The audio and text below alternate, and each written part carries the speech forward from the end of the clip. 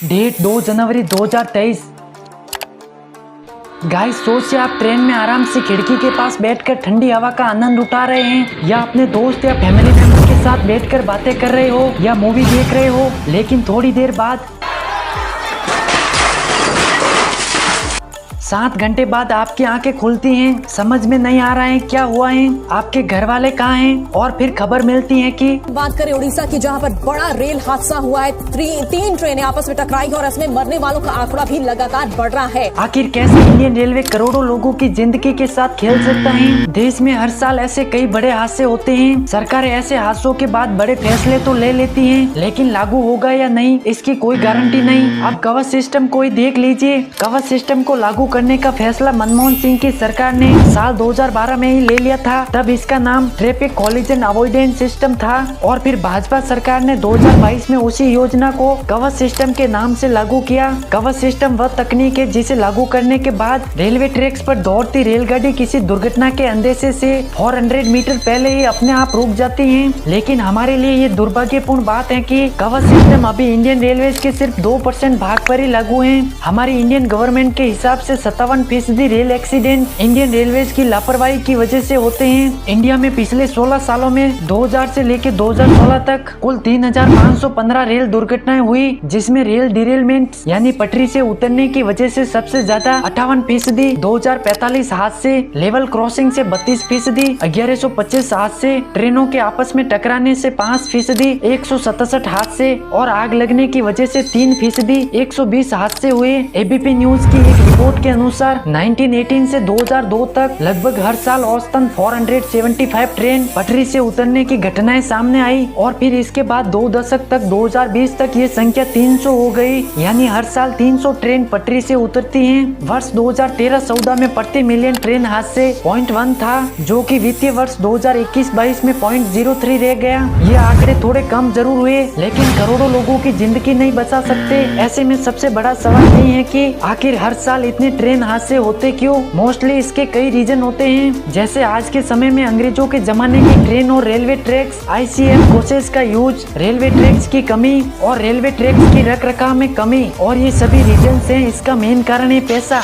जी हाँ guys, Indian railways के पास पैसा ही नहीं है, बल्कि इंडियन रेलवेज पहले से ही बहुत घाटे में चल रहे हैं। वर्ष 2019-20 में रेलवे के कर्ज की बात करें तो वह था 25,730.65 करोड़ रुपए, यानी 2019-20 में अगर रेलवे ने 100 रुपए कमाए हैं तो 114 रुपए खर्च भी किए। लेकिन सबसे बड़ा सवाल ये है कि इंडियन रेलवेज इतना घाटे में क्यों है। इसके बारे में आगे हम डिटेल में जानेंगे।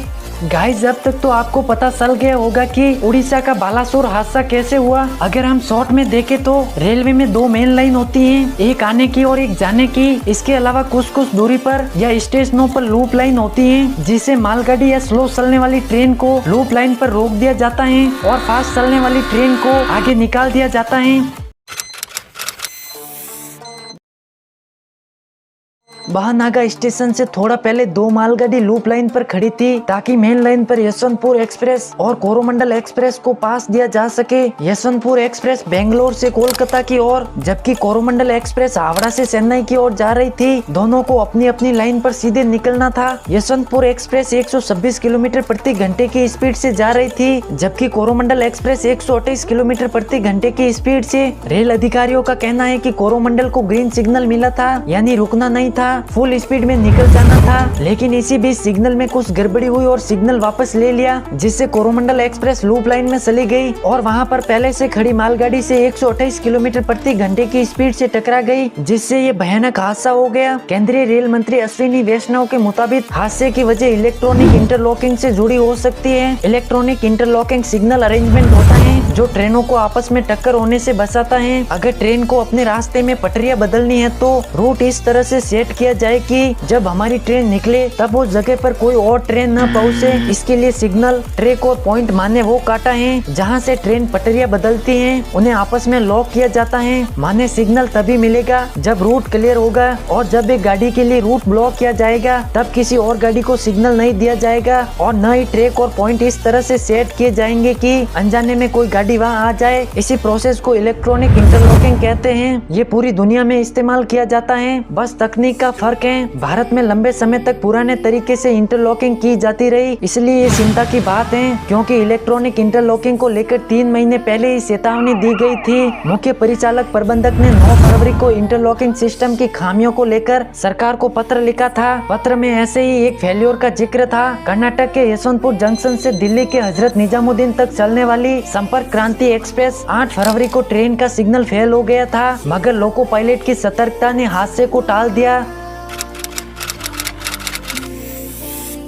लगभग 1600 ईस्वी में अंग्रेज भारत आए और फिर भारत को लूटना शुरू किया और 1853 में रेल की शुरुआत की, ताकि कच्चे माल को निर्यात हेतु कोलकाता, मुंबई, चेन्नई जैसे बंदरगाहों तक पहुंचाया जा सके। इंडिया का rail network America, China, Russia के बाद दुनिया का 14वां सबसे बड़ा रेल नेटवर्क है। भारत के पास लगभग 22,000 ट्रेनें हैं, जिनमें लगभग 13,000 यात्री ट्रेनें हैं, जबकि 8,000 से ज्यादा मालगाड़ी हैं। इंडिया में प्रतिदिन लगभग 2.5 करोड़ लोग ट्रेनों में सफर करते हैं। ये न्यूजीलैंड की कुल आबादी से 5 गुना ज्यादा है, जबकि ऑस्ट्रेलिया की पूरी आबादी के बराबर है। एनसीआरबी की एक रिपोर्ट के मुताबिक 2021 में लगभग 18,000 रेल दुर्घटनाओं में 16,000 से अधिक लोग मारे गए। अब गाइस, आप ही सोचिए, 21वीं सदी का भारत आज 19वीं और 20वीं सदी में अंग्रेजों द्वारा बिछाई गई पटरियों पर ही अपनी ट्रेनें चला रहा है। भारत का रेल नेटवर्क 170 साल पुराना हो चुका है। वर्ष 1853 से 1947 के बीच अंग्रेजों ने भारत में 54,000 किलोमीटर रेल लाइन बिछाने का काम किया और उसके बाद इंडियन गवर्नमेंट ने लगभग 13,000 किलोमीटर रेल लाइन बिछाई, यानी 67,000 किलोमीटर रेल लाइन में से 54,000 किलोमीटर रेल लाइन आज भी अंग्रेजों के जमाने की हैं। किसी भी देश में आधुनिक और तेज स्पीड वाली ट्रेनें चलाने के लिए नए रेलवे ट्रैक की जरूरत होती है। इंडिया की सबसे अधिक गति से चलने वाली वंदे भारत एक्सप्रेस ट्रेन की क्षमता 180 किलोमीटर प्रति घंटे की रफ्तार से चलने की है, लेकिन पटरियों की खराब स्थिति के कारण ये पिछले 2 साल से औसत करीब 83 किलोमीटर प्रति घंटे की रफ्तार से दौड़ पाई। इससे ट्रेन हादसों का खतरा बना रहता है। रेल हादसों की एक अहम वजह ये भी है कि तापमान के उतार चढ़ाव के कारण धातु से बनी रेल की पटरियां गर्मी के महीनों में फैलती हैं और सर्दियों में सिकुड़ती हैं। उन्हें नियमित रख रखाव की आवश्यकता होती है। थोड़ी भी लापरवाही बरतने पर ये बड़े हादसे का रूप ले लेती हैं। इंडिया में ज्यादातर ट्रेनों के या तो इंजन पुरानी तकनीक पर आधारित हैं या कोच पुराने जमाने के हैं। जिन ICF कोचेस का इस्तेमाल फिलीपींस जैसे देशों ने वर्ष 2009 में बंद कर दिया था, उन कोचेस का इस्तेमाल भारत आज भी कर रहा है और इनकी वजह से कई बार ट्रेनें पटरिया से उतर जाती हैं। भारत में ये स्थिति तब है जब पंजाब की कपूरथला कोच फैक्ट्री में जर्मनी द्वारा विकसित आधुनिक कोच बनाए जाते हैं, जिन्हें LHB कोच कहते हैं। ICF कोच के मुकाबले LSB कोच इमरजेंसी ब्रेक लगाने पर पटरियों से नहीं उतरते,